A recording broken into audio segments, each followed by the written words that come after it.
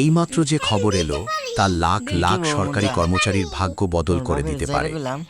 Secretary committee বসে চূড়ান্ত করেছে নবম পে স্কেল নিয়ে আর কোনো গোল নয়। 7 বছর অপেক্ষার পালা শেষ হতে চলেছে। প্রশ্ন শুধু একটি, কবে থেকে কার্যকর হচ্ছে এই নতুন বেতন কাঠামো? জানা গেছে গত কয়েক সপ্তাহ ধরে সেক্রেটারি কমিটির একের পর এক বৈঠক হয়েছে।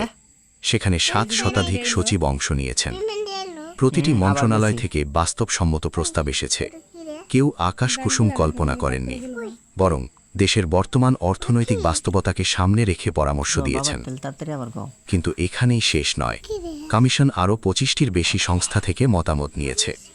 অনলাইনের মাধ্যমেও সাধারণ কর্মচারীদের কাছ থেকে সরাসরি অভিযোগ ও প্রস্তাব নেওয়া হয়েছে।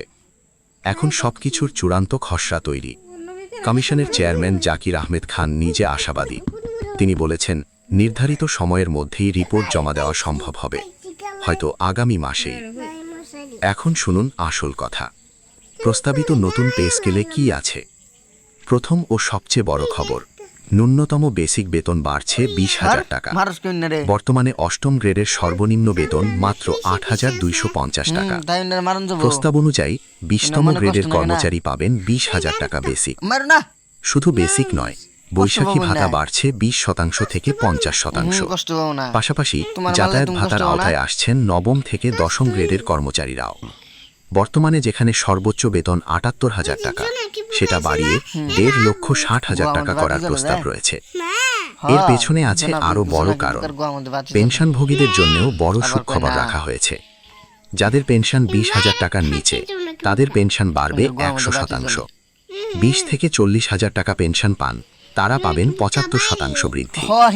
সিনিয়র পেনশনাররা পাবেন 55% বেশি। কিন্তু পরিস্থিতি আরও জটিল, কারণ এত বড় বেতন কাঠামো বাস্তবায়নে খরচ পড়বে অন্তত 1,06 ট্রিলিয়ন টাকা।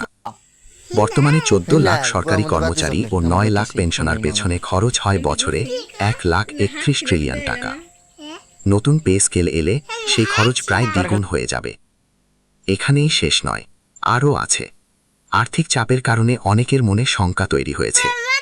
গত বছর জানুয়ারি 21 তারিখে পে কমিশন তাদের রিপোর্ট জমা দিলেও এখনও চূড়ান্ত গ্যাজেট প্রকাশ হয়নি। কর্মচারীরা অধৈর্য হয়ে পড়েছেন। সম্প্রতি রাজধানীতে বিক্ষোভ হয়েছে। পুলিশ লাঠিচার্জ, কান্না গ্যাস ও সাউন্ড গ্রেনেড ব্যবহার করেছে। অবশেষে চাপের মুখে সাড়া দিয়েছে সরকার। অর্থ উপদেষ্টা রাশেদ আল মাহমুদ টিটুমিরের নেতৃত্বে সেক্রেটারি কমিটি দ্রুততার সাথে প্রস্তাব যাচাই বাছাই করছে। তারা জানিয়েছে, প্রক্রিয়ার কোনো ঘাটতি রাখা হচ্ছে না। আগামী অর্থবছরের বাজেটেই নতুন পে স্কেল বাস্তবায়নের জন্য বরাদ্দ রাখা হচ্ছে। সবচেয়ে বড় কথা এখনো বলা হয়নি। সূত্র বলছে, আগামী 1 জুলাই থেকে কার্যকর হতে পারে এই বেতন কাঠামো।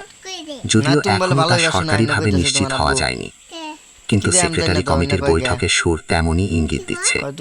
কর্মচারীদের একাংশ বলছেন, যদি জুনের মধ্যে গ্যাজেট না আসে, তাহলে আবারও আন্দোলনে নামবেন।